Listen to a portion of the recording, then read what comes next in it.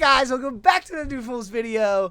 Today we are finally talking about the last color of the color pie. Technically it's not a color, but we got Colorless. We got the man, the myth. We got Mihali, the Zhulodok guy in here. Everybody clap. Hey buddy, how you doing? Doing well. Thanks for so much for having me on. Cool. Yeah, I like bringing the audience in. I just had 10 minutes of technical difficulty, so his patience is amazing. So we got some Colorless, man. Half the pod I want to talk about Colorless and Cedh. I have a local guy, Incredible Cuss, shout out. He's doing a lot of work with Zhulodok, and he was like, hey, man, you got to talk to Mihali. This guy's fucking doing work. You've won a tournament. You've done a lot of crazy shit. I just looked at his list, and I was just like, what the fuck? It is one of those decks where it's like, if you don't stop it, if he untaps with the Zhulodok, it's over. So I'm going to put it on the map. I want to talk about Colorless because, for me, Cedh, the Great Distortion, was like one of my favorite high-power decks forever. Like, I love that deck. My wife got me a real metal worker a couple years ago. Like, I've always loved Eldrazi's and stuff. So, let's get into it, man. I'll stop yapping. When and how'd you get into Magic? Like, I love asking about the first set. Mm-hmm. So, this probably will come as a very little surprise. I started playing Magic in late 2014, early 2015, but it was very casually, just 60 card with my brother. I'd been a Yu-Gi-Oh player beforehand. Mm-hmm. So the first real set that I ever attended a pre-release for was Oath of the Gatewatch, and I opened. I knew you were going to say that. Distortion. I knew. And I wanted. And I put it in my deck. I'm like, this card is crazy. Lost every single game. Never got even close to casting it. 10 minute in a limited environment was impossible, and it was a pretty aggressive. So it's like, I'm getting Reflector maged and I'm trying to count to 10 and this isn't working. Yeah. But I've always had a just love of Eldrazi ever since. They're super cool, and tried to play more 60 card, and Eldrazi were all over the place because it turns out Eye of Ugin's a pretty good card. And for the longest time I'm like, this is awesome. Played it in 60 card and wanted to make it happen in Commander. Yeah, and apparently Wizards is watching too, because y'all keep getting goddamn that 7 mana Ugin. When that bitch resolves, it is literally the best card in the deck. Like, holy shit! The Emrakul last year that they printed, the 12 mana one, was not Emrakul. Yeah, it was Emrakul, the Defiler or whatever. So Ulamog the Defiler is the 10 mana one. The new, yep. Yeah, that one's insane. That was just crazy. Has a lot of good words on it. It's actually that, I'm sure we'll talk about it later on, but that Ulamog is actually pretty much always on the chopping block because it does fulfill the awkward role of, it's a really, really, really singularly powerful card, but it doesn't actually have any kind of combo potential, but it just kills people. Mm-hmm. Like, there's a local joke here of like, oh, right, Zhulodok got countered turn 3, sure. Turn 4, Ulamog, can you answer this? No, I'll take out one player a turn cycle.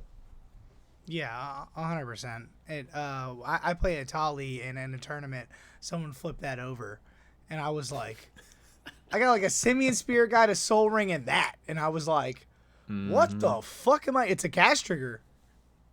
It is. Yeah, so it gets crazy for sure, and they keep printing fucking Eldrazi's like crazy. Let's kind of get into it, man. So you won some tournaments, right? Yeah. So, it's funny, side note, Cosmic Grace Distortion, I learned a rule that it got mana drained, but I had a Cavern Souls and Eldrazi, and that's when I first learned the rule that you can still cast it, and it just won't get countered, and they still get the mana on their turn. I didn't know that, and I'm like, haha, loser, you mana drain my commander. They're like, yeah, are you done? Untap, 10 colorless mana. I was like, oh, shit. So anyways, side note, so how does Colorless feel? Because I know you're cooking pre-ban. Let's talk about right now. Like, it's in my meta. It's doing great. I think someone took it to a play-to-win video like a month ago. How does the deck feel? Yeah. Like, are you currently taking it to tournaments? Like, how does Colorless feel in general? Like, yeah, it's pretty much exclusively the deck that I play in tournaments. Okay. With where we currently are right now, and we're transitioning a little bit, at least locally, where for the longest while it had been mid-range hell, it had been cradle meta, etc., etc.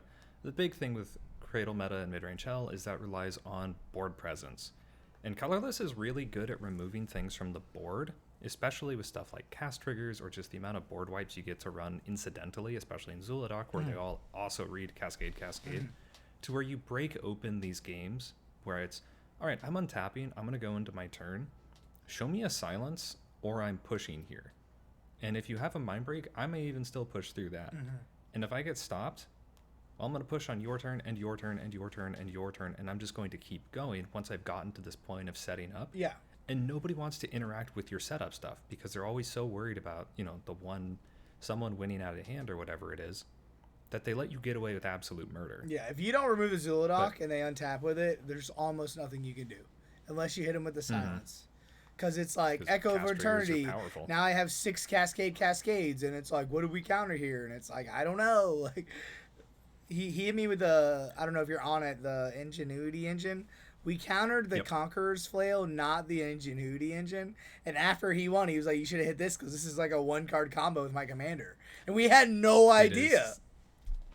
It is. There are enough. It is. There are infinite mana outlets. Ingenuity engine just happens to be effectively an infinite mana outlet. Fleshraker. Because, okay, cool, I'm cascading 3 times. If I hit an artifact in those 3, which at the mana value, there are 40. Very, very, very low % chance that you're going to ever get below that. But every time you hit an artifact with any artifacts on board, you get to rummage every single artifact out of your, or every single CMC 6 or less card out of your deck, which, surprise, surprise, wins the game. Yeah. We'll get into the combos later, but I kind of want to stick to colorless right now. So if for sure. Is it a very, I notice you're a good player, is it a skill ceiling type of deck? Would you give this deck to anybody? And is Zhulodok pretty much the only like really colorless commander? I saw some people with Liberator stacks, but that kind of died off. There are...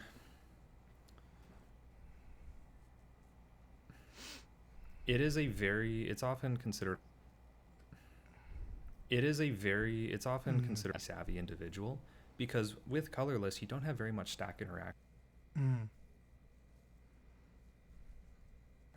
So you have to be able to leverage every tool in your toolbox, which is going to include talking. Like, we bandy around like Cradle meta, mid-range meta, turbo meta. We're also just in a Yap meta.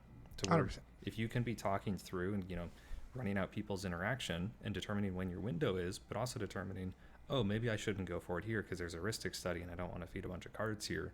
Or, hey, this person's about to win.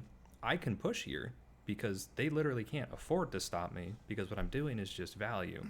But just knowing like when your window is like that, when to push, as well as all the little micro advantages in the early game, mulliganing, just all of these things are both massively rewarded if you're doing really good at them and massively punished if you're not. So I would say that Zhulodok in particular is a very skill-intensive deck. For the other colorless decks out there, I want to make sure that I'm giving the respect that they deserve. Liberator, I think, is the only other deck that is going to have any kind of legs in CDH because it gets to turn static stacks pieces into effectively counter spells. Cool, I have my Liberator out. You cast your Eldritch Evolution. Response, cast Grafdigger's Cage. You now get to use that as, not just here's a static effect, but I'm also making you waste cards, because this is where it's all going to boil down to. Colorless's biggest problem is card advantage. Because there's only a handful of colorless legendaries that give you card advantage. The various Kozileks. The Great Distortion is definitely playable. I played in the 99 because the card is very powerful, but when it's in the command it's just zone, 2 mana is a giant hurdle. Yeah. And everyone's going to look at it and like, cool, you're going to pay 10 mana, refill your hand, then it's going to get countered, and then they'll ignore you and be about their way. Zhulodok is also effectively card advantage because when it's out, all of your 7 mana spells or higher give you 2 extra cards with it. Well, and he's the so in that win, right? He's the engine. He's the card advantage. He's the combo. He's the that's what I learned about playing against him. It's even if they're not winning the game, he can just boom, just let me get Darksteel Monolith, Echo of his Attorney. There's so it's not just the big mana. Like the one where I think it's 6 mana, where at the beginning of combat you draw a card and you put a permanent in play. Nexus of Becoming. Oh my god, that card is so goddamn good. Like holy, every turn he just here's a portal, here's a this, here's a memory jar, here's a One Ring. Like there's just so Zhulodok just does so much. So we both agree like Zhulodok's definitely a problem, right? So talk about him a little bit. What do you think what card, like you just got Ugin, which, oh my god, he'll have it. We'll talk about him for 5 minutes. Ugin and the guy from Final Fantasy we talked about off air. But like what kind of card do you think would actually put this over the hump? And I do want to talk about post-ban a little bit. I feel he got hurt with Jewel Lotus and Mana Crypt. Is there any, because the problem is printing new stuff, you can't fucking print another Mana Crypt because it's colorless. Like One Ring was a bad idea because everybody plays One Ring, right? So what do you think the deck, is the deck a couple pieces off from being like a top 15 deck? Like what do you think? I think it's quite a few pieces off from a top 15 deck, but I think more specifically it's as long as there's other pieces that currently exist. For example, the Boogeyman in the room, anytime you see it, Rhystic Study. It's the best card in the format. Zhulodok is, exactly, and Zhulodok is a storm deck. When you're cascading, you're casting a lot of spells and you're doing very slim margins until you get to the point where you're not. And being in colorless where you have no real stack protection. And, we can discuss, like, protection pieces, defense grid, conquerors, normally storm decks are like, is it, right? Where, like, my VV deck, I'll feed you 5 cards, but I have 3 counter spells in my hand while I'm doing it. Exactly. So you can feel a little safer doing it. Yeah. But with Zhulodok, you just are letting it rip, and you're hoping that quantity is just going to outweigh everything else. Right. Yeah, you're drawing 7 cards, but I'm getting 7 cards. So hopefully my 7 cards are better than your... Yeah. I get what you're saying. Exactly. And it's like, if you're going to 1-for-1 me, you're going to lose that because each one of my 1 things makes 3 things. And 1-for-1ing in CDH, that's already one of the failure points of, quote, you want a 3-for-1. Exactly. That's why the yapping just got out of hand to me, because I'll literally 0 for 3 people, if that makes sense. I'll show you a goddamn counter spell, and now you don't cast that spell, and now I didn't cast the spell, or I didn't cast the spell, you didn't cast your spell, so now I get to let it stay in my hand, and I did nothing. Yep. So now everybody's doing that. So it's like, I'm just going to 0 for 3 everybody and just show you I can counter whatever you're doing at any time. Are you sure you want to do this? I have 3 counter spells. And it's like, motherfucker, just cast the goddamn counter spells and let's play the game. Like they hold. You got to make them have it. That's what I'm saying. Yeah, 100%.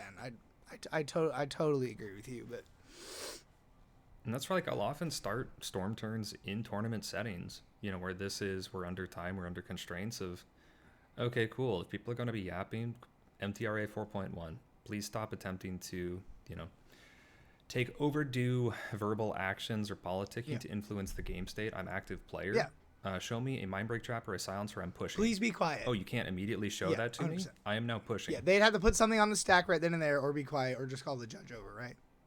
Exactly, because otherwise talking just takes too long. And when I'm doing a non-deterministic manual storm line, and it just is too long. Sorry, a bit of a tangent. We were talking about like new cards that we were hoping and what have you.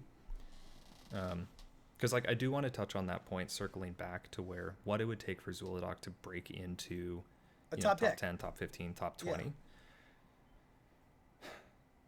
So cards like Ultima is a really good stepping stone where it's colorless matters cards. We have gotten a lot of these. Forsaken Monument, for example.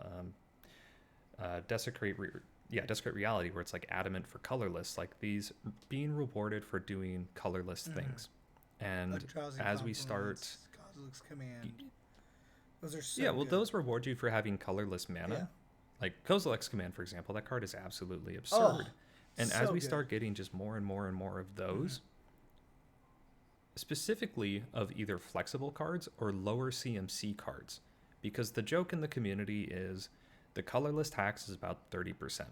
You can find basically any effect you want in the game in colorless. It's just going to cost you 30% more than if it had a color pip on it. You look at, cool, I want a card advantage engine. Well, most decent colorless ones outside the One Ring start at like 5 or 6 mana. Yeah, I know. Which is a pretty terrible rate. Mind's Eye. Yeah, it's just exactly where it's like. Well, I understand it because it is colorless. Yeah, because It the goes in every assumption deck. is if everyone has access to it, if at any point it was competitively priced, it would just get slotted in if it was ever better than what a deck could be doing in its own colors.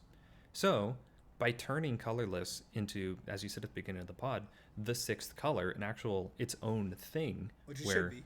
yeah, if you have colorless mana to spend on this, it is better. For Right. example, No, I it is 100% agree. competitively priced if it's colorless. I couldn't agree more. That is the type of direction that it needs. Because no one's playing it Because- besides colorless, right? You might have a Soul Ring, maybe a Mana Vault in every deck, but like besides that, who's playing? Just say a 2 mana or a 1 mana counter spell, but it's 1 colorless mana, but it's good. It's not like Warping Whale or whatever that bullshit is. If you just have a counter target non-creature spell, for unless they pay 3, but for 1 colorless mana, like that's what you need. Something like that. But even then, for what the the deck archetype is does, trying to right. do, a lot of these one-off cards is, that'd be amazing for Liberator, for example. But for Zhulodok, okay, but if I'm cascading, and this is It's the just a dead- awkward place that it exists. Exactly. You're like, I want to have good hits, but I don't want it to be too mana efficient, because if I'm not paying for it, I don't care about mana efficiency. Right. Eldrazi Confluence versus Warping Whale, for example. Warping Whale is at 2 mana, can counter sorceries, has a lot of good text on it, kills Stranded Magistrates, it's all the stuff we like to do. But I'm willing to spend 2 additional mana on Eldrazi do anything I Confluence to wanted kill to the do Stranded ever. Magistrate to do some other stuff. Mana, Because at worst, if I hit the card off a Cascade, it makes 3 mana as compared to 2 in the Spawn and Scions it can create. Yeah. So it's That's why you guys aren't really on Mox Diamond or Mox Opal sometimes, right? Because they're dead. Exactly. I was talking to Ko, like building this deck for the last few months with him, and it's like that. The problem with that deck and a lot of these niche decks, like mono white or mono black, it needs to just do 3 things for that. Just say Zhulodok, right? We'll just hop into it. For me, he's like, it has to be good for Cascade. It has to be good early game. If it's not early game, it's got to be a win con end game, like a Ugin. Right, you could justify Ugin all day long, right? And it has to be doing something. Like it can't ever be a dead draw. Like I don't remember the third one was, but it can't just be a good Cascade hit. It can't just be a good Stacks piece. The Stacks piece has to be good at end game, like a Grafdigger's Cage. I could tutor it up with Urza Saga. If I get it, if I just get it a random Cascade, I'm okay with that. It can't be like a Mox Diamond, like Uba Mask. Oh, that's the other thing I was gonna say is it has to be redundant. He cut Uba Mask because the card's strong in this blue farm meta, but he's like, that's the only card of my deck that has that effect. So, like, he's on Curse Totem, Disruptor Flute, I think. He's on 3 of the activation stacks pieces, and he said it's great. But on Uba Mask, he said, every time I need it, I don't see it because you have no tutors. You have no card advantage. So when you add a card from this deck, you need the 3. Like, I need redundancy, I need really good at Cascade, and I need good early game for the most part. And that's the hard part, because I'm just like, play Uba Mask. Like, that card's fucking insane. And he's like, yeah, it's good 5% of the time. I don't care about it on my Cascade turns. I can't. I maybe if I get it early, but I never see it early. Right? You're not mulling for it, right? You also may not even want to deploy it early if you're right. You're gonna king make somebody. I lost a top 10 game because I played it out early. Goes around a turn cycle or 2, and somebody says, wait a second, casts a creature tutor, puts a Drannith Magistrate on the field. The rest of the table didn't think it was that big of a deal, and I'm like, guys, we are losing the game right now. Because you can't play. You can't play him. Exactly. And then they go and they're like, oh, I can't play my spell. I'm like, yeah, you're absolutely right. You probably should have countered that. Oops. But if you play an Uba Mask, a stacks piece that people really don't like, it gives bad vibes, and you start losing political credit. You can no longer talk to people because they're mad at you because you stacks them out. Yeah. And that's actually something that I wanted to discuss real quick on that. You had brought up Urza Saga and Grafdigger's Cage, for example. There's an important part of Zhulodok of you. It's not an inherently, I wouldn't call it parasitic, because it does bring a lot of its own answers. It does bring a lot of its own removal, and it's not reliant on your opponents taking game actions. But it absolutely thrives from making things other people's problems. To where if I have, if I'm looking at a Sisay pilot, for example, like I know that Grafdigger's Cage is going to be great into them, and my Urza Saga is popping, I am still never getting Grafdigger's Cage, because there are 2 other players at the table that I can point out that Sisay is going to win, and I can make Sisay their problem by getting myself a Soul Ring or a Mana Vault or a Voltaic Key or something to actually advance my game plan. Yeah. unless like you're losing, because I'm right? colorless. Like, Kuh had to do it the other day because the Kennen was winning. He's untapping. Like he had like a tutor. No, like at that point, I look at players, C and D, and I say, show me your hands. Show me that you have nothing, and I will get this. Otherwise, I'm going to put something that advances my own game you're plan. 3-for-1 if you don't, I assume you're sandbagging, and I will just advance my board state. Okay, I got you. So it's that type of hard-lining politicking that lets you use words as effectively counterspells. Yeah. I don't need to run Glasses of Urza because I can just talk to people and they'll show me free information. Yeah. Which I hate, by the way. I hate that part of the game. But I agree. You're in colorless. Yeah, CDH is, at this point, it's a board game. Like, it's barely even a card game anymore. It's a collaborative board game. I agree. And it's Monopoly. It's very frustrating. We can talk a whole bunch on how the tournament structure isn't doing that any favors. You start looking at, like, seat position, delta, and win rates, where it's not being taken seriously as a competitive format. And so that's one of the reasons I play Colorless, is because, like, you know what? I'm just going to have fun. And Colorless is hella fun. Yeah, and when I look at Colorless, I think of, like, a Rakdos turbo deck, or, like, Blood Pod, or a Mardu deck where, like, I'm doing my thing. You guys know, like, a Tali, right? You guys know I'm not, like, I say there's roles. Every pod, there's a role. Like, we know what Tivit's trying to do. They're trying to control the board. Blue Farm's drawing cards. Sisay, Kennen, Magda, those type of decks, they're not going to interact. They're going to just try to progress their board state, right? Zhulodok and Atali don't give a fuck what's going on. They have no agency for defense. They're doing their thing. And if they somehow interact with Kozilek's command, that's awesome, right?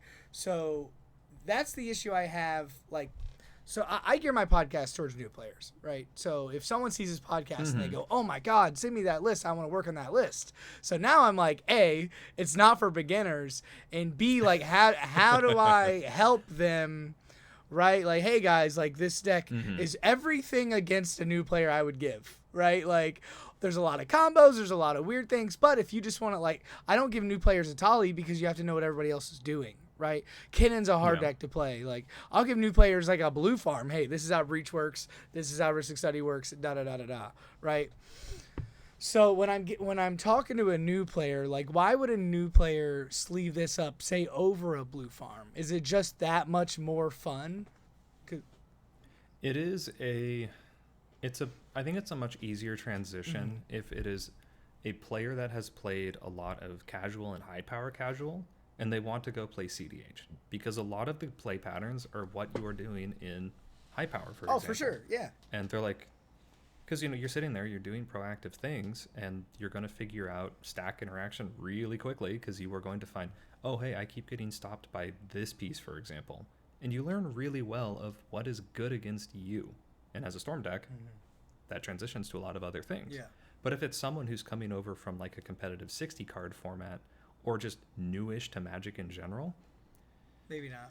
Oh, they're going to have a bad time with this deck. Yeah.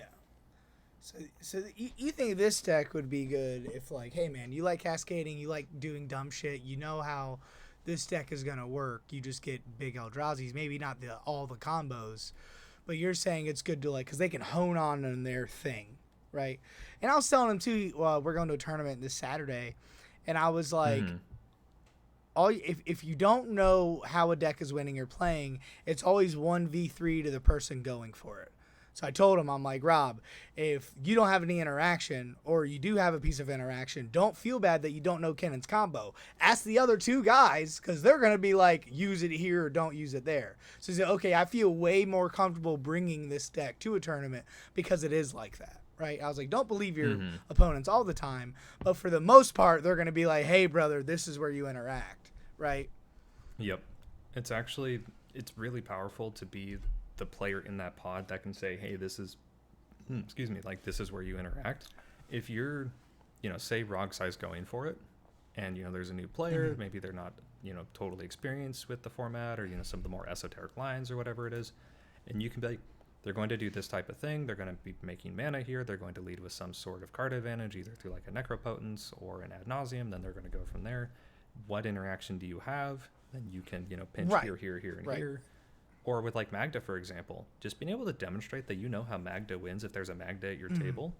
The rest of the table will be like, oh, suddenly we trust you because you've established yourself as an expert on this. Yeah, yeah. And then you also got to say, like, okay, Magda has this, this, and this. This is what they need to win. Oh, look, that's being presented. Stop this or we lose. Right, because Magda's not going to say Stop anything. this or we lose is a really powerful statement. Yeah. 100%, for sure.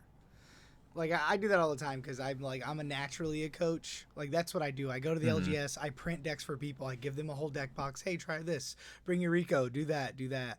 I'm very natural, so I'll gain their trust. I'm like, hey, man, I'm not winning on my turn. I'll show you my hand, but I'm just letting you know in our best interest, this is how they win, right? So that's why I don't really like playing with him anymore because now I'm on VV. So now 90% of the times we play with people, they've never seen it. So he's like, nah. Deadly Rollick the VV as soon as it resolves. And I'm like, bruh. So now I do that to him. Oh, Engineer didn't counter it. Don't let that Echo of Eternity resolve. And he's like, shut the fuck up. So do you think Colorless and then Zhulodok in general, is it a very Brewer's advantage? Like, because there's some crazy-ass combos in that deck. To some extent, yeah. I've been playing in this local area for going on 16 to 18 months, almost so exclusively on the deck. Advantage. No, but it's even then. People are still looking at the deck. They're like, how does this win? I'm like, you're like, oh, here's my point of interaction, and da-da-da. And I'm like, well, we're already way past where that would matter, so sorry. What you needed to do is deflecting swap the Voltaic key onto your thing instead of my Mana Vault. So knowing the cards is a really important first step. But because what it is doing doesn't become evident or apparent until the cascade cards have been flipped, it's really easy for players to like look back and like, oh, I should have done this, especially because I've seen it do this a dozen times. But it could have flipped something else. Yeah. To where it's like, because you just see so many cards when you start, like even as the pilot, you're being like, I know there's a win on boards here. Just a moment, guys. I need to find it. Right. Because like, right. I got a Clock of Omens. I got something. Just a moment. Right. So what? But like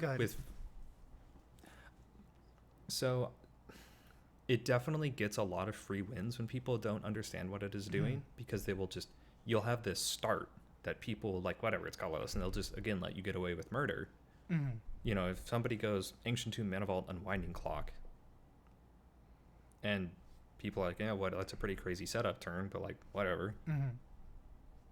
People that have played against the deck will be like, holy moly, we have to stop that Unwinding Clock or we're going to lose this game. And so they will force of will that turn one. Yeah. It sucks. Which, sometimes it's, and it sucks. And like sometimes it's the right play, sometimes it's the wrong play, depending on seed order and what other people are doing. Because then if the next player goes, cool, turn one Ristic Study, you're like, I guess we lose now. Yeah. So that's where that like collaborative board game, experience comes into CDH. To where, especially as people know about the deck more and more and you lose that brewer's advantage, you start to become a known quantity, and that known quantity is inevitability. To where they try and cut your knees out from under you in the beginning, because if they don't, they cannot stop you. But if you still have that brewer's advantage and they don't understand that the deck will just go absolutely Babarusko wild, they will let you get away with murder. So you definitely lose some percentage points, but the deck can compete without brewer's advantage. My problem is like, I just see like a mono white or mono black deck. Like, yeah, the deck is good, right? The deck does its thing. Zhulodok's insane. But some games, Colorless doesn't do anything for an hour, right? They got stopped early game, and now they're just watching us play for 45 minutes to an hour. They're not helping, not losing at all. They're not talking. They're just sitting there for an hour. And then the dust settles, and then they just win. They take a 20-minute turn and win. So my problem is taking that to a tournament or giving it to a new person, right? So how would you go about that? I just feel like those decks, like taking that to a tournament, it's not irresponsible, but I definitely think you should know what you're doing. So like I'll watch Ko, like he'll be the problem all game and it'll win and we'll stop him, or he doesn't do anything for an hour and then he wins. And it's, to me, that's just like, that's why I wouldn't sleeve it up right now. So yeah, and I do actually think irresponsible is the right word for that. If you are not very confident on it, it is very easy to punt games with the 100%, because there's so many card advantage engines, and if you be scary enough that people are forced to spend interaction on you, that is going to be needing to stop the turbo players at the table, or even the mid-range players that have a particularly aggressive start. It's really important to don't get in the control player's way, knowing when your windows are. Yeah. And that's where part of that like huge skill ceiling from the deck comes from, and why there's been this massive delta in performances put up by, you know, a handful of colorless pilots that are actually been taking it to tournaments, because you can post wins by having crazy starts, but you can also lose games by having crazy starts. Like there are times where like you're in colorless, sometimes you just need to sandbag if you think, you know, someone starts reading a card really intently in their hand, trying to see if it, you know, like, oh, they are checking a conditional counterspell if it's going to hit my thing or not. Hold on, let me start talking to that person.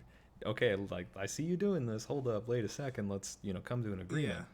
So, as like, I would never recommend a new player take this to a tournament because they are going to have a bad time. Right. My first 2 tournaments on it, when I just sleeved it up, my first 2 tournaments I went 0-5. Yeah. It's definitely a learning curve, right? You got to put the time in. But like I've seen hands with it where it's like Mishra's Workshop into a turn 1 fucking Metalworker, and they go, oh god, lightning bolt in turn 1, and you're like, all right, I guess I have 10 mana turn 2, I get it. But it's just like, damn, that lightning bolt could have been something else.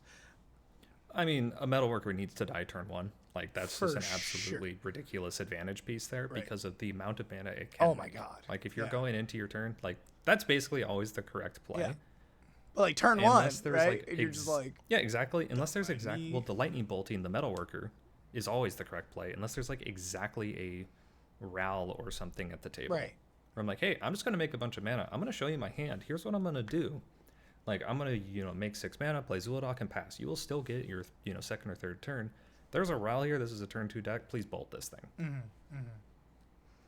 So, like, transparency there. And a lot of times, from my experience, new players really don't like either showing information or they look completely internally and only look at their right. They're like this. And yeah, I always tell people, I know you're trying to win, and I know you're thinking of 1,000 things, but especially the experienced players, I'm going to sniff that out.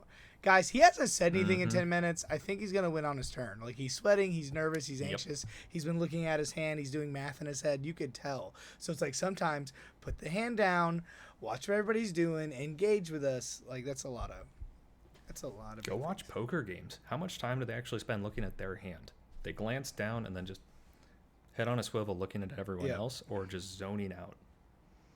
I agree. How do you feel the deck is like now? Because I think it was probably better pre-ban.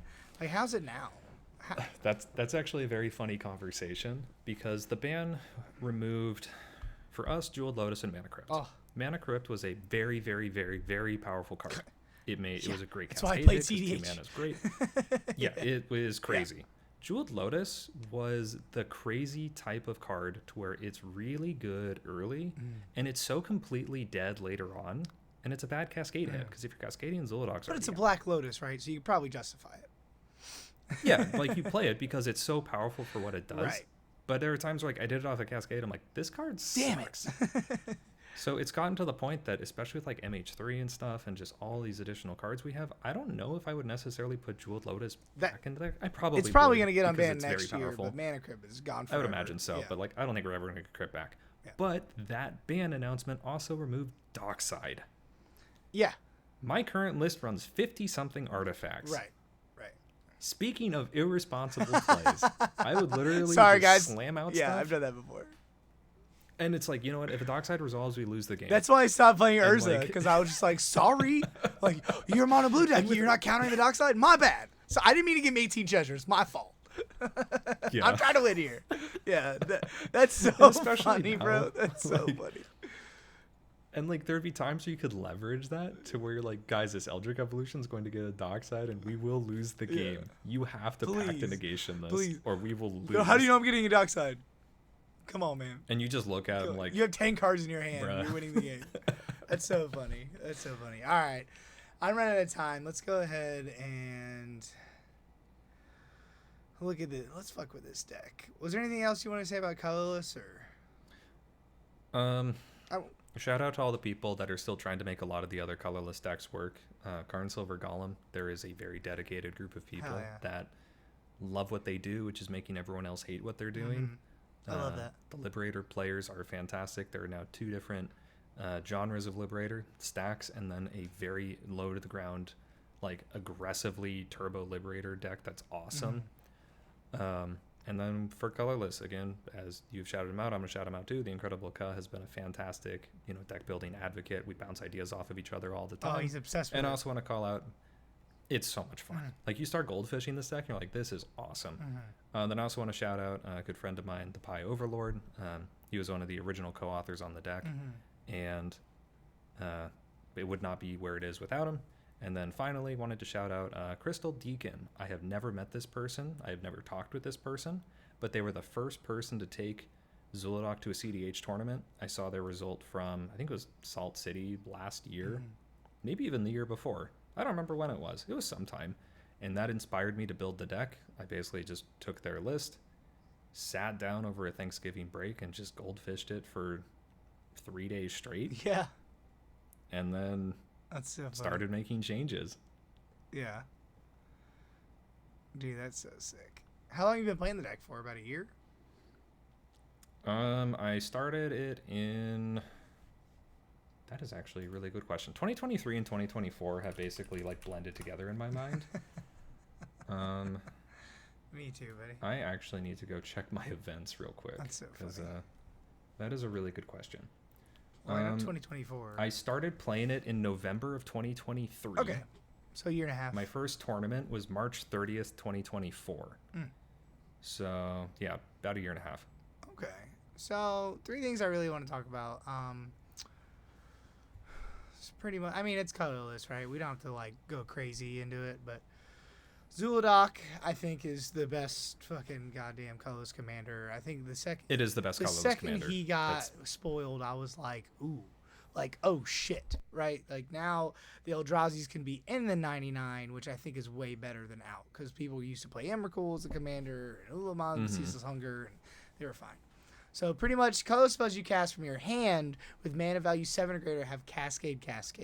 And Cascade is when you cast a spell, exile... Oh, I can't talk.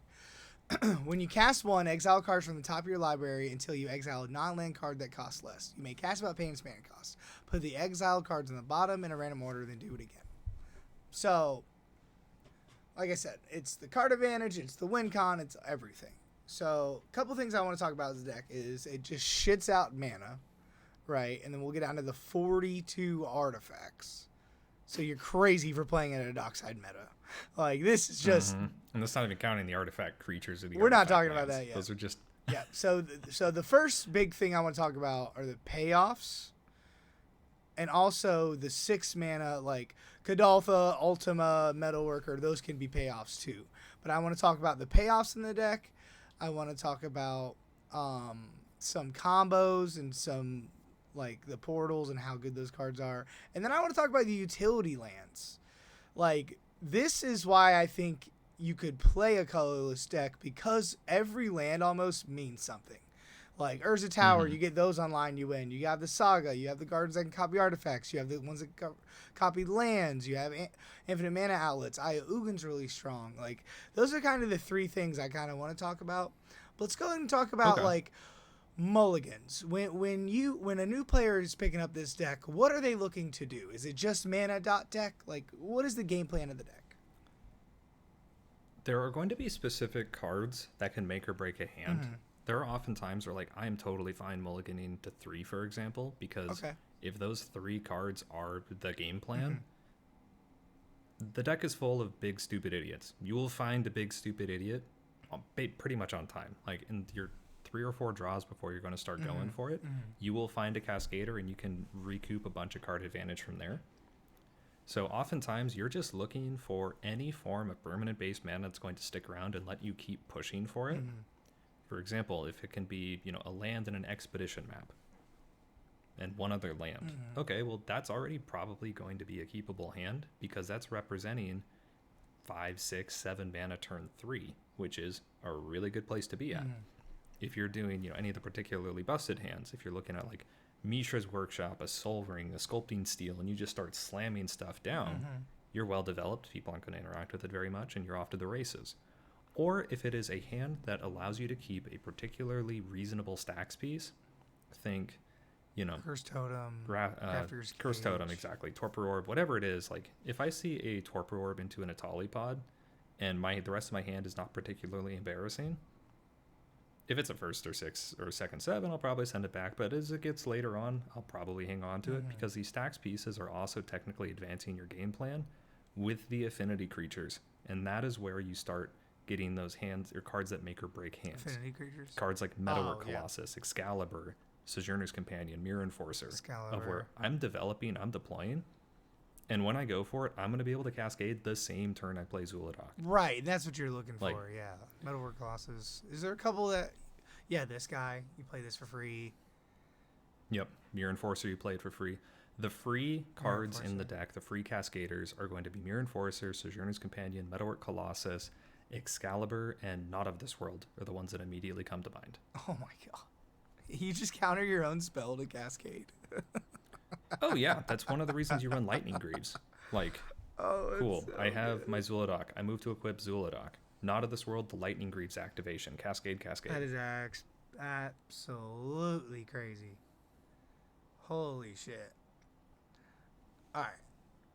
These are... Alright, 3 cards I think that are the best cards playing against it. I think the Cosmos Command, Eldrazi Confluence, they do so much goddamn work. I can't tell people what these fucking cards do. You don't think this bitch can fucking interact. Did you know Confluence can get rid of the same card in 2 different goddamn graveyards? Or is that Command? Yeah. Command is the one that... Yep, this guy tried to meme betrayal the other guy's graveyard. He had a breach in his yard, and he had a breach in his yard.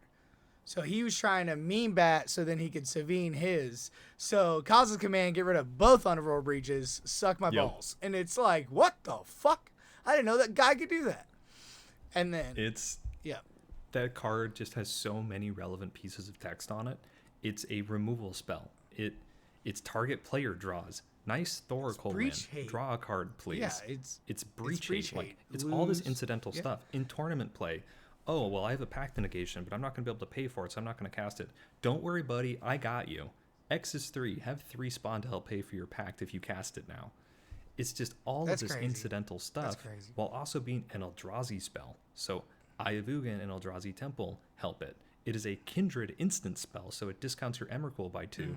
And it is one of the greatest Cascade Kickstarters because say you do Kozilek's Command X is 5. That's a 7 CMC spell on the stack that is going to Cascade twice, give you 5 mana, and after it resolves, you then scry 5 and draw a card, which is setting up your next Cascade. And then Confluence, too. It can remove shit. It fucks a breach. It gets more mana. It flickers things, which includes Planeswalkers, so you can activate them again. This card is just incidentally... when you're 4 mana card, it's 1 for 3 on a stick. Like... And worst comes to worst, you hit it, and it's 4 mana, make 3 mana, or in this case, 0 mana, make 3, which lets you oftentimes cascade with something else. Yeah. I've seen this guy. It's just incidentally nuts. Urza had an Isochron and a Mana Drain. It was just taking over the game. This guy fucking flickers the Isochron. So now Mana Drain goes bye-bye forever. So it doesn't counter its stuff. And it's like, damn, that's crazy. He goes, okay, cool. Isochron Scepter, ETB, Dramatic Reversal. Fuck! But I was like, I didn't even know it could flicker it. Yeah. But yeah, I think this is one of the, besides card advantage, you have 4 instants. Yeah, they're all powerhouses. Yeah, they're really good. But that's the issue. There's only 4. But you're not like really like interacting on the stack. And then all is dust. But that's where like Cicada and Liberator come in. Yeah, this card's so strong. It's a board wipe and cascades, right? It is a one-sided board wipe. Normally, if you're trying to find this, like these are the types of cards that reward playing colorless because it doesn't touch your stuff at all. If you're looking for that type of effect, Cyclonic Rift, we know that card is absurd. This is your Cyclonic Rift, except it also reads Cascade. Right, exactly. It's pretty sick. 100%. And also, like, 7 mana in this deck is really like 4 mana in a regular deck. Because like you're just Mana Vault, untap Mana Vault. Yeah. City of Traders, Mana Vault, Manifold Key, untap Mana Vault. Now I have 8 mana, and it's like, what? What the fuck did you just do? It's like, okay, here's, just I'm playing my lands. Land something, Scorched Ruin, Candelabra. Look at these lands. All right, I have 12 mana. Yeah, Scorched Ruins. And that is actually, when we get to the land section, that's this thing I want to talk to on the utility lands, because my list is actually very different than a lot of other colorless lists in that regard. But that'll be once we actually get to the lands. All right, yeah. So 2 more payoffs I want to talk about. Like, we all know Void Winnower, we know the Koziliks, we know the Little Mogs, whatever.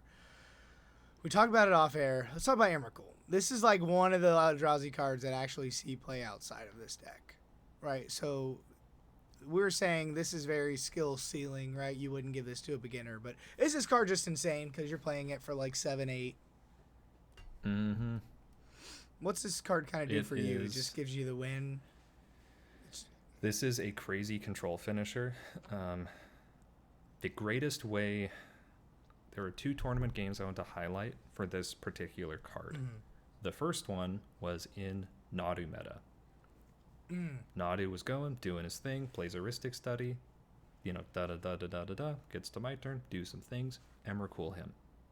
Cascade some stuff, stop. Pass to the Nadu player. I go through some of Nadu's lines to deploy enough, to get enough pieces of interaction in my hand, and I use the Heuristic Study to draw them more cards, and I use their counterspell, their interaction, and their targeted removal to protect my win at instant speed with a flash enabler. Holy shit. You get to 2v2 the table, and if you know what you're doing, it gets absurd. Yeah. And it's a cast trigger, like deflecting swat or bust, and no one wants to swap this onto somebody else. I've had people fight over the swat because they're like, okay, I'm going to take over player B. Well, player B doesn't want that to happen. Swat to you. Well, I don't want to be taken over. Counter the swat. And I'm like, I don't care who this goes to. Someone's losing. Yeah, y'all can fight over it all you fucking want. Yeah, because like the floor of this card is, okay, sure, I go to Blue Farm. They have a couple cards in hand. Swing into Emrakul, and this was played in Standard. It's also, weirdly enough, just kind of a removal spell because you just swing into it. Yeah. But if it becomes player removal, because it's like, hey guys, I'm controlling Blue Farm. I have this Demonic Tutor. I'm going to cast this and go get a Demonic Consultation and then empty this player's deck. Yeah. You go ahead and get another turn. And then they just die. Or they untap with 10 cards like they always do, and then you go Breach Line, mill out us 3, and then... Exactly. Yeah. That's why I like this card, really. It's for those Rock Size and the Blue Farms. Yes, and that's the second game that I wanted to illustrate was into... it was a Rock Size, where they had played Heuristic Study. I feed the Heuristic Study knowing that I am going to be casting an Emrakul. So I get to about 20 cards in the Rock Size hand when I Emrakul them. I also have a Wandering Archaic that I've played out. So the rest of the table is like, oh, wait a second. Not only is he going to try and win with Rogsai, he's also going to copy all of Rogsai's spells and try and win on both sides. Damn. Because I get to go Ritual, cool, Archaic, get the Ritual, Tutor, okay, cool, here's my Flash Enabler. Can you stop Rogsai and Doc trying to win at the same time? Yeah. The answer is no.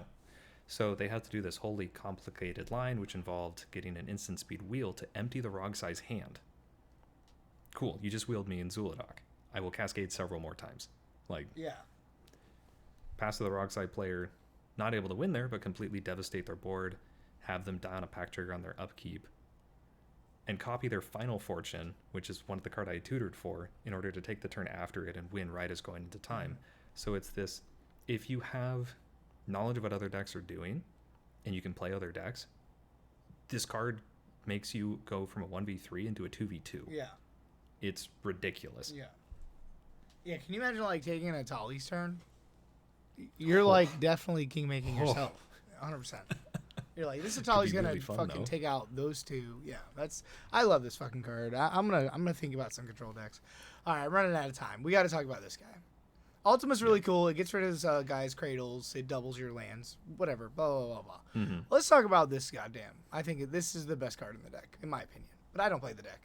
Talk to me. Ugin Eye of Storms. Holy shit. Whenever I cast a spell in my deck, I exile something.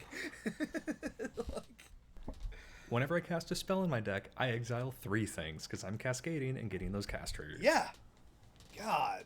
This card is removal. It works. The cast triggers work really well. If this is your starter, and you're being stopped by, like, a Dranith Magistrate or what have you, you just lead with the cast trigger on top to exile it before your cascades even happen. Yep. So people are like, oh, there's a Dranith, we're safe. Ugin Eye of Storms, cascade, cast trigger, exile, Dranith, cool, all the way down. And at that point going forward, your opponents will never have any form of card advantage engine ever again. Anything.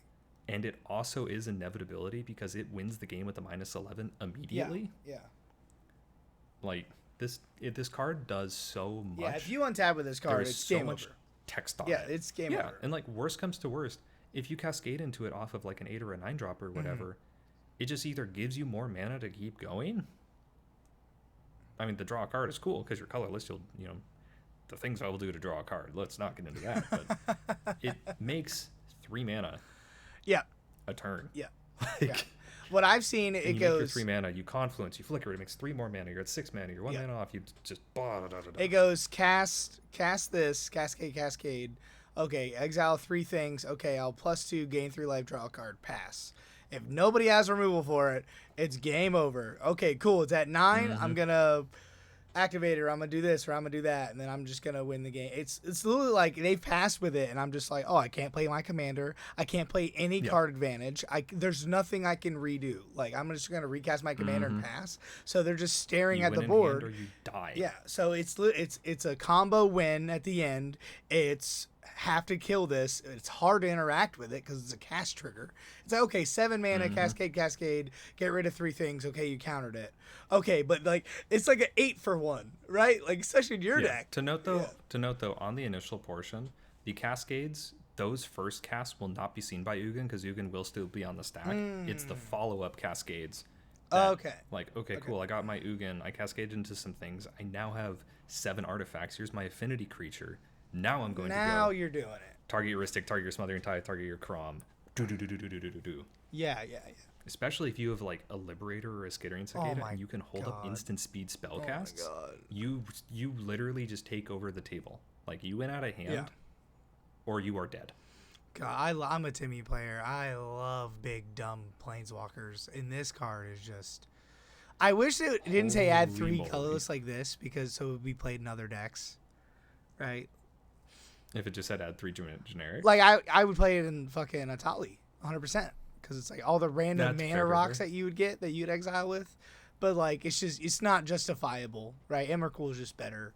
But it's like, it's so close. If it said add 3 generic, it'd be, sweet. Atali's the perfect place where, and also 3 colorless, in my personal opinion, is effectively just better than 3 generic because generic mana is colorless mana. They've started updating that on a lot of cards and templating in text. So it doesn't matter. It just is a smidge cleaner. So it doesn't really matter. All right. I'm just tripping. But Atali is the perfect example of the Zhulodok mindset of like, well, if I don't have to pay for my spells, why don't I just get bigger spells? Like this is a really good 7 mana card, but it's competing with a really good 13 mana card, and I'm paying 0 for both of them. And this is actually where my background as a Yu-Gi-Oh player came in, because a lot of my deck philosophy on trying to build Zhulodok was to turn it into a Yu-Gi-Oh deck, to where Yu-Gi-Oh doesn't have a resource system outside of cards. Yeah. And with Zhulodok, you get to the point where you're not paying mana for anything. You quite literally break Magic's resource system if you get to be be and get to that. I love it. Cascade is my favorite. And then you're looking for extenders and payoffs and finishers, but you don't need. Yeah, you don't have to worry about mana. Holy moly! Well, I love decks and I love cards that go around the basic fundamentals of the game.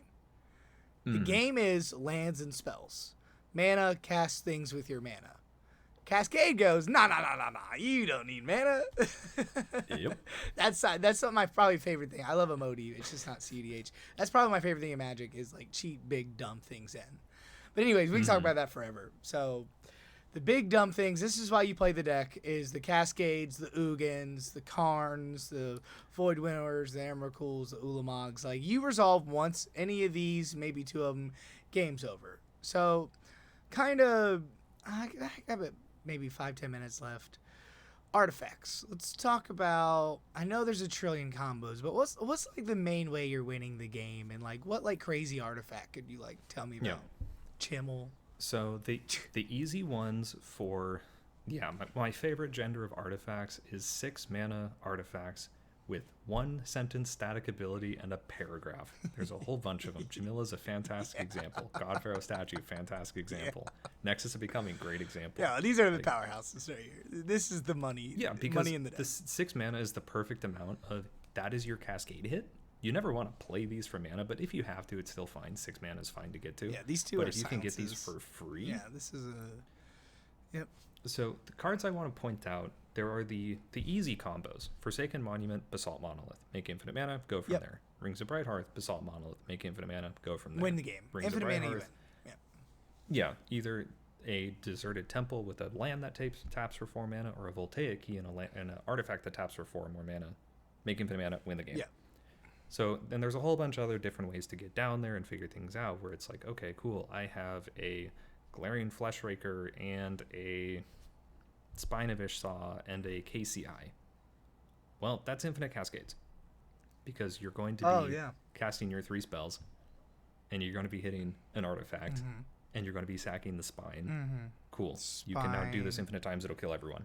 So it's all these different things. How like big Spine is of Ishsaw, 7 right here. it's a 7-drop, and you look at that, that is an infinite mana payoff. Enters the battlefield, destroy target permanent.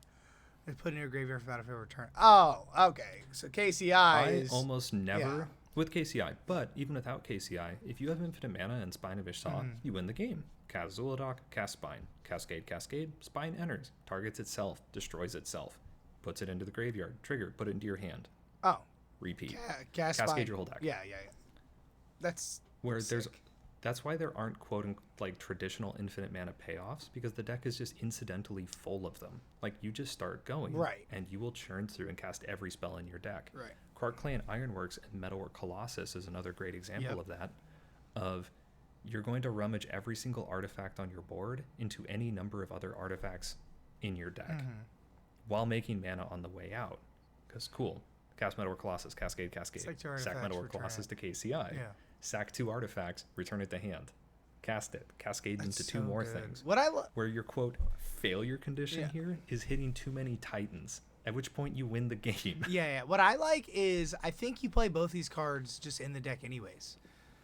Like, I'm on 42 artifacts. Like, this is just mana, and then this is just free for KCI Zhulodok. is absurd. Yeah. Like, so you already play games them, where and it's then like combo.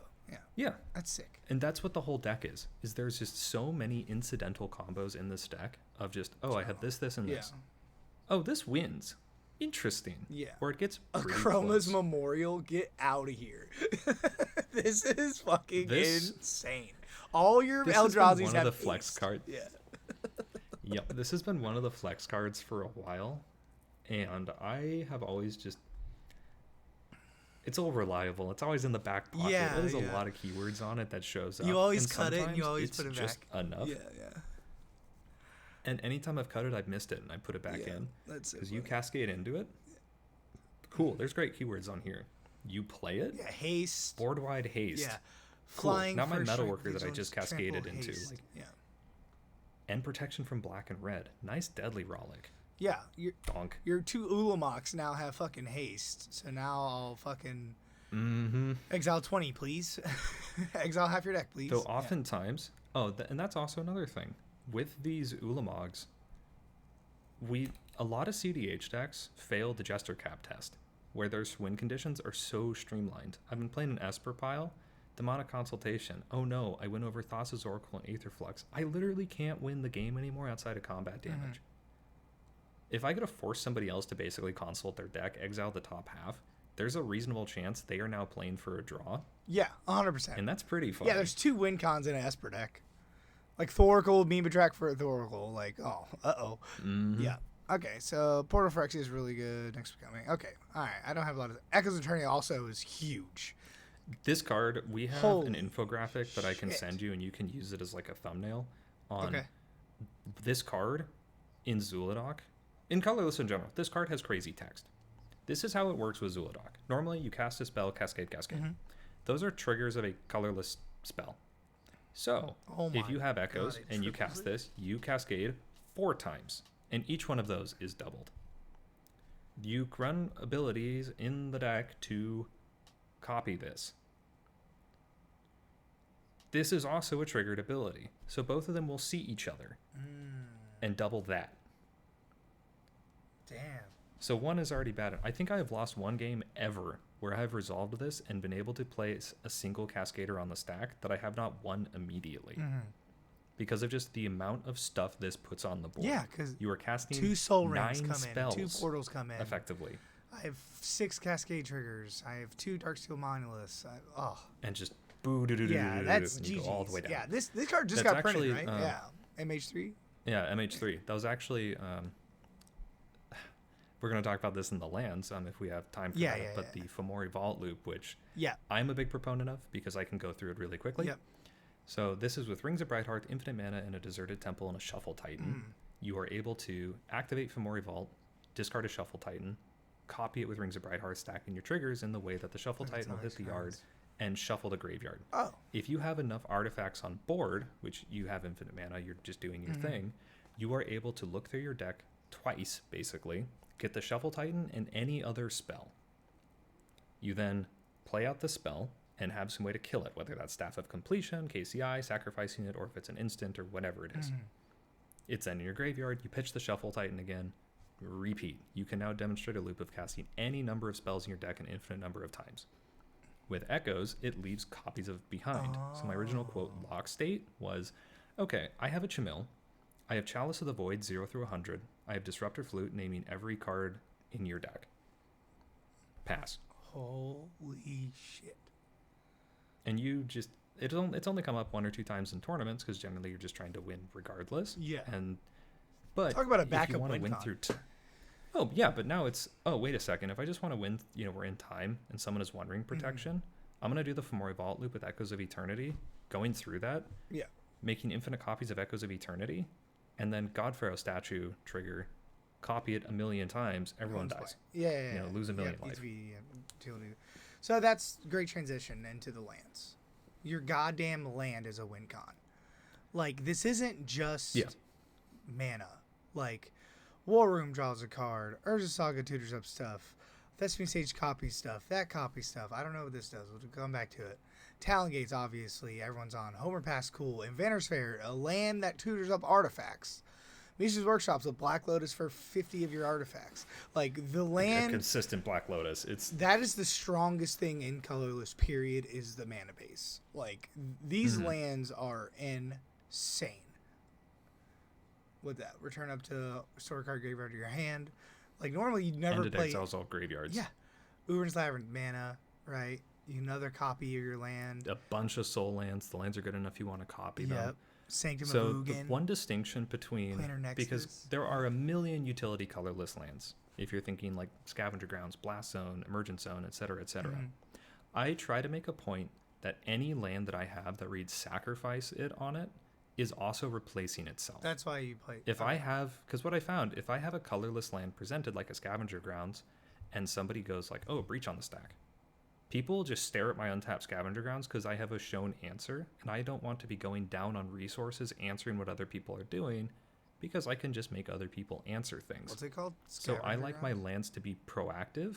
Yeah, I'm not on Scavenging Grounds. It's literally, it's like 3 mana or 2 mana tap, sacrifice it, exile all graveyards, something along those lines.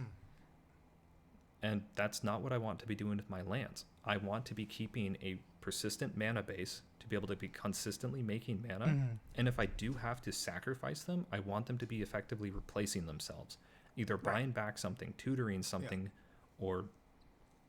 Yeah, actually, that's pretty much it. Buying back something or tutoring something. Well, also, you have, like, the other stuff to fuck with graveyards, too.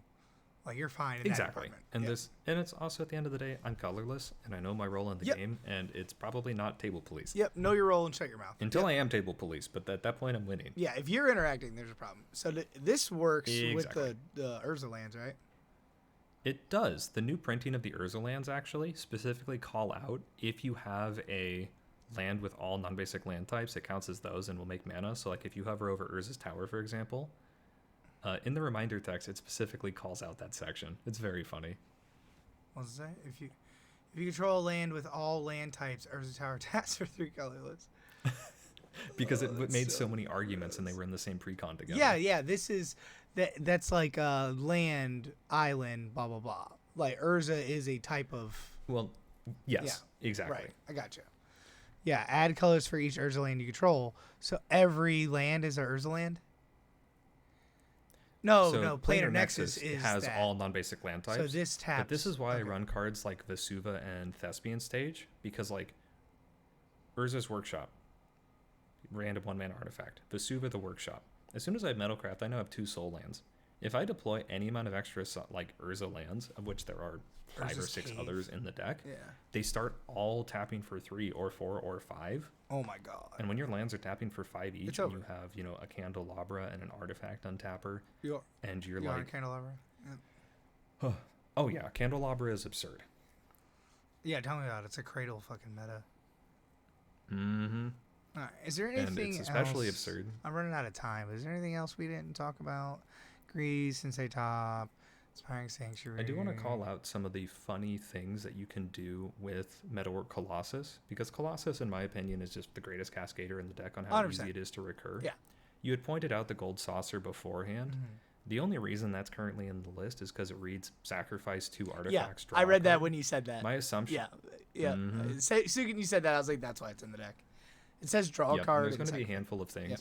Exactly. It's like the flipping a coin doesn't. That's cool. Like, I'll make a treasure of occasionally, Whatever. I guess. But Yeah. like being able to sack and recur and just churn Metalwork Colossus. The modes on Staff of Completion, for example. The first mode is tap, pay a life, destroy target permanent you own. Mhm. I blow up my own Metalwork Colossus all the time. Yeah. Because you just get to keep cascading, and you convert your used mana rocks, you convert your random 2 mana stacks piece that you don't need anymore because you're winning that turn into 2 cascade 10s. Yeah. It's like that can just become a Titan. Yeah. And you start these chains and you just win the game. Now the problem is getting to that point. Yeah. Because Yeah. Winning the game's easy. especially- Infinite mana is easy. Oh, yeah. It's setting up, right? it's getting to that Getting point there. without people over respecting you and throwing the game to somebody else, or just somebody pushing through. Because if you're at a table and it's like Zhulodok, Itali, Obnixilis, Ral, Yeah. Yeah. you're not the fastest deck at the table. You exist to bully mid-range and control. Yeah. You are going to struggle against Turbo. You can leverage one Turbo player in a pod. You are going to lose to a pile of Turbo And it's players. okay because the deck is geared like he was telling me you're not bad against Kennen and Blue Farm unless they have a crazy start, but you're terrified of Roxai. You just can't. Yes. I got nothing, guys. It's a 1v2. Let me Yeah, know if it's you like- guys stop them, and then we'll play the game. Yeah. I'll have my incidental disruptor Random- maybe Necropotence or something. yeah, or yeah. here's if I can go before you, Chalice on 0 is pretty good. Yeah. It sucks, but yeah, if you have to. There's not that much else that I can contribute. Sometimes that can be fine if it's just one Rogsai into 2 other mid-range Blue players. players. Yeah. Because I get to say hey, blue players Rogsai, and I keep pointing at them every time anything happens. Mm-hmm. But when you sit down and it's 2 Rogsai pilots, bro, I'm shitting bricks. Oh, this is fun. This is a great time. I hate seeing 2 of Mm-hmm. the same deck in the same pod. I can't stand Seriously. it. 2 blue farms is a nightmare. 2 Esper decks is a nightmare. 2 Sisseys. It's like, oh, so no one's Mm-hmm. gonna fucking interact here. Like, ugh. 2 Cannons, my Yeah. worst nightmare. Like, I hate Mm-hmm. that. But all right, man. That's about all the time we have for today. Did you have anything to plug? Did you have anything you wanted me to tag or talk about or anything? So the shout outs from before, the Incredible Ka, Pie Overlord, and Crystal Deacon, as well as just wanted to shout out the Seattle EDH scene, also known as SEA EDH. I always say CDH, but people are like, well, duh, that's the game we play. But Yeah. the CDH scene here in the Pacific Northwest has been absolutely fantastic. Yeah, that's where Wizards is from, right? Seattle. The Seattle and Renton area. Shout out to Laughing Dragon and Marcus, who runs all the events out of there. You can find them at various Magic Expos and SCG cons and what have you. And yeah, thank you again. That's Thank you so much cool, for having man. me We on. gotta get you. I gotta get you. I'm doing some gameplay. I already got Zhulodok on my first one. I gotta get the OG on there. But We'll see what we can do. yeah, but all right, man. Y'all have a good day. Like, subscribe. Again, I don't know when this video is coming out, but June 28th we have our very first big tournament. I'm giving away an Intuition Impossible in Volk Island, but. So like, subscribe. You're too far away, or I'd fly out. You're in Yeah. literally opposite side of the states. I'm in Florida. Yeah. But, all right, man. Thanks for talking. Thanks for hanging out. Everybody play Colorless. Please don't play Colorless. Okay, don't play Colorless. Never mind. If it becomes too popular, people start teching. I hate. That's the whole I point wanna of see this. Stony silences. 1,000 people Oh, are gonna no, what watch have this I done? video. What are you talking about? That's the point. They're gonna be like, "Oh, I know who you are." What? That's funny. But all right, y'all have a good day. We're out. See ya.